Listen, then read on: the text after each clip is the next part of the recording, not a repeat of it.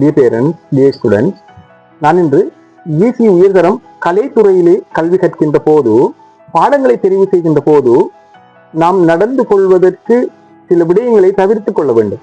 அதில் பாடசாலையும் முக்கியமாக கவனம் செலுத்த வேண்டும், மாணவர்கள் கவனம் செலுத்த வேண்டும், அதே போல் உரிய பெற்றோரும் இது விடயத்தில் கவனம் செலுத்த வேண்டும். அதாவது குறித்த விடயங்களை தவிர்த்து நாம் நடந்து கொள்ள வேண்டும். அதில் ஒன்று, பாட ரீதியான ஆசிரியர்களின்றி மாணவர்களை அனுமதித்தல்.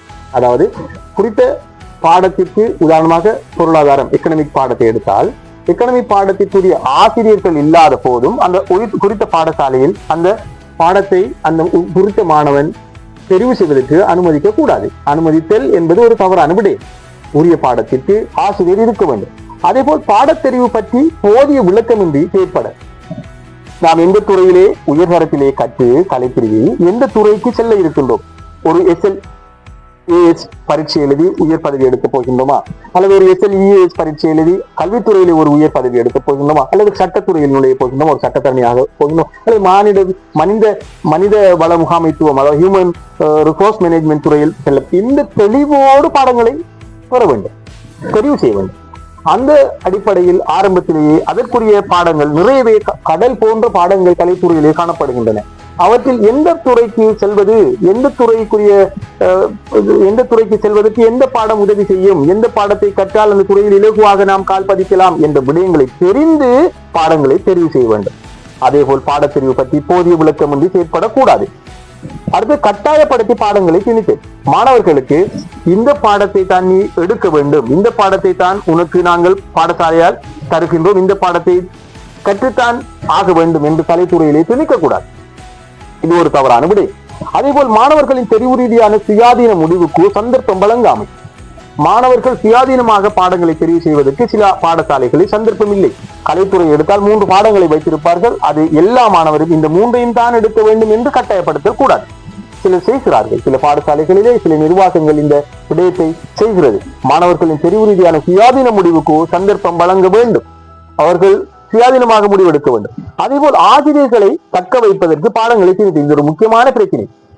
உரிய பாடம், உதாரணமாக அரசியல் என்ற ஒரு பாடம் இருக்கின்றது என்றால், அந்த அரசியல் ஆசிரியர் தனது பாடத்தை தொடர்ந்து அந்த பாடசாலையிலே கற்பிக்க வேண்டும் என்பதால் அதிகமான மாணவர்களுக்கு அரசியலை கற்றுக்கொள்ளுங்கள், அரசியலே சிறந்த பாடம், கலைத்துறையிலே காணப்படும் மிகச்சிறந்த பாடம் அரசியல் தான், அரசியலை நீங்கள் தெரிவு செய்ய வேண்டும் என்று அவர்களை அரசியல் என்ற பாடத்தின் பால் ஈர்க்க செய்து அவர்களுக்கு பிளைண்ட் வாஷ் செய்வது, அரசியல் என்ற பாடத்தை எடுத்துக் கொள்வதற்கு தூண்டுவது. என்று அதிகமான மாணவர்கள் அரசியலை எடுத்தால் அந்த ஆசிரியர் அந்த இடத்திலே தொடர்ந்தும் கடமையில் இருக்கலாம், அவரது பணியை தக்க வைக்கலாம் என்று சிலர் விரும்புகின்றார். சில ஆசிரியர்கள் தனது பாடத்தை எல்லா மாணவர்களும் கற்க வேண்டும் என்று கலைத்துறையிலே விரும்புகின்றார்கள். இவ்வாறு செய்வது கூடாது. அடுத்தது குறித்த பாடத்தை மாணவர் விருப்பமின்றி திணித்து, மாணவர்களுக்கு விருப்பம் இல்லாமல் ஒரு பாடத்தை திணிக்க கூடாது. நான் முன்னர் சொன்னது போன்று மாணவர் தெரிவு ரீதியான சுயாதீன முடிவுக்கு சந்தர்ப்பம் வழங்காமை என்ற அந்த பிரச்சனையோடு தொடர்பானது. குறித்த பாடத்தை மாணவர் விருப்பமின்றி திணிக்க கூடாது, அவர்கள் விரும்ப வேண்டும். மாணவர்களின் விருப்பமின்றி ஆரம்பிக்கும் அந்த கற்றல் முறை எவ்வாறு வெற்றி அளிக்காது. மாணவர்களின் உயர்கல்வி வாய்ப்பு பற்றி தெளிவின்றி செயற்பட, எதிர்காலத்திலே இந்த கலைத்துறையிலே கற்று உயர்கல்வியிலே ஹையர் எஜுகேஷனில் என்னென்ன துறைகள் இருக்கின்றது, எங்கே போகலாம், எங்கே எந்தெந்த உச்சத்தை நாம் அடையலாம் என்ற தெளிவு இன்றி செயற்படல் பாடசாலை நடைபெறுகின்றது. தெளிவின்றி செயற்படக்கூடாது, தெளிவோடு இருக்க வேண்டும். ஒரு துறைக்கு நாம் நுழைகிறோம் என்றால் அதில் தெளிவிருக்க வேண்டும். எந்த விடயத்தில் நாம் வெற்றி கொள்வதற்குரிய வாய்ப்புகளை அடைந்து செல்கின்றோம், எமக்குரிய இலக்கு என்ன, எமது பர்பஸ் என்ன, எந்த வழியில் சென்று அதை அடையலாம் என்ற தெளிவிருக்க வேண்டும். அதே போல் மாணவர்களின் பெற்றோர்களுக்கான தெளிவூட்டல் வழங்காமை.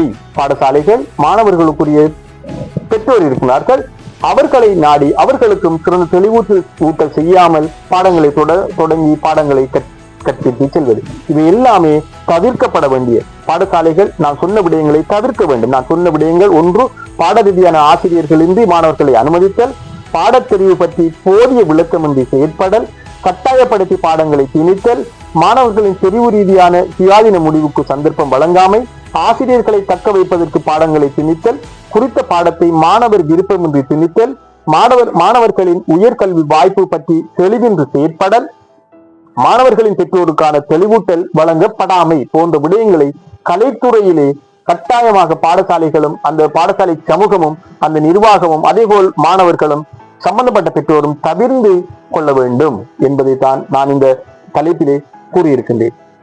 எனவே இதே போன்று பொதுவான விடயங்களும் இருக்கின்றது. அவை சம்பந்தமாகவும் தொடர்ந்து பேசுவோம். கலை துறை சம்பந்தமாக அதிகமாக தொடர்ந்து கதைப்பதற்கு இருக்கின்றேன். இந்த காணொலியை கேட்டுக்கொண்டிருந்ததற்காக உங்களுக்கு நன்றி கூறி விடைபெறுகின்றேன். நன்றி.